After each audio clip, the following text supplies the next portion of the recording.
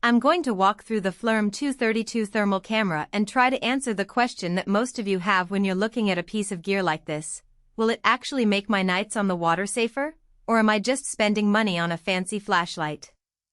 My goal here is to give you a clear picture of how it works in real-world conditions, what kind of boaters get the most out of it, and where it might fall short. Link is in the description if you want to check the product details on Amazon. First, let's talk about the problem this camera is trying to solve. Nighttime navigation is a mix of guesswork and caution. You rely on spotlights, sonar, and the occasional glow from a buoy, but all of those can miss a low-lying bridge or a drifting person in the water.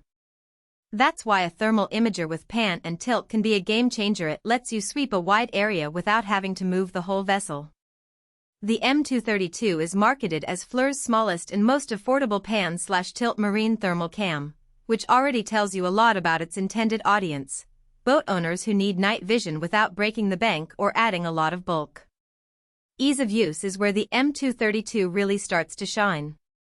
The unit is compact, white-gray, and mounts on a standard marine pole with a quick-release bracket. You don't need a heavy-duty mount or a dedicated power supply. Just hook it up to the 12V boat system or a portable battery pack, and you're ready. The interface is a simple 2-button layout plus a small LCD that shows the thermal image. There's no deep menu tree to navigate. You press the pan button to sweep left or right, the tilt button up or down, and the other button toggles the 2 digital zoom. For someone who's never used a thermal camera before, that minimalism reduces the learning curve dramatically. That said, the simplicity also means you lose some of the fine-tuning options you'd find on higher-end FLIR models. There's no way to adjust emissivity, color palettes, or gain settings directly from the device. If you're a hobbyist who likes to experiment with different visual modes like the white-hot versus black-hot palettes, you'll have to accept the default view. Most casual boaters won't miss this, but it's worth noting if you're the type who wants full control. Low light performance is the core of any thermal system, and the M232 delivers exactly what its specs promise. The 320240 thermal sensor captures enough detail to distinguish a solid hull from a floating log, and the 2 digital zoom extends that reach just enough to see a dock's railing a few meters away. In my own testing on a calm lake at 30 knots, the camera picked out a buoy that was completely invisible to the naked eye and to my regular night-vision scope.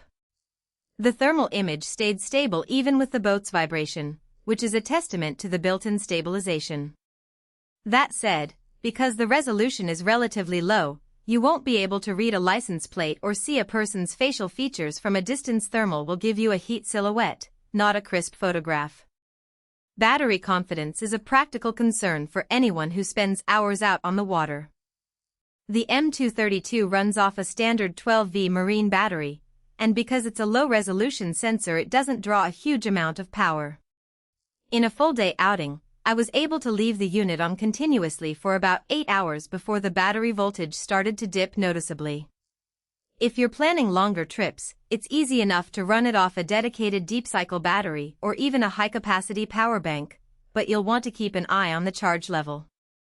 The device does have an on-screen battery indicator, which is straightforward but not overly precise. If you're budgeting power for other electronics, factor in an extra hour or two just to be safe. Now, let's talk about who should actually buy this.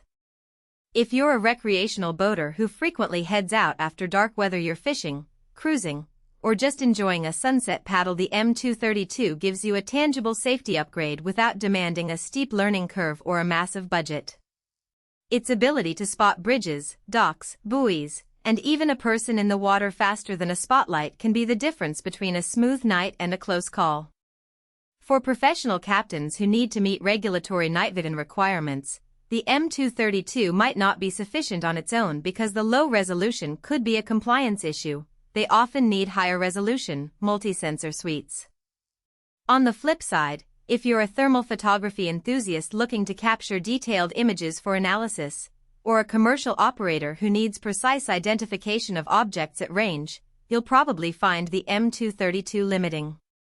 The lack of interchangeable lenses means you can't swap in a longer focal length for tighter framing, and the fixed 2 digital zoom can't compensate for the sensor's modest pixel count. Also, if you already own a higher-end FLIR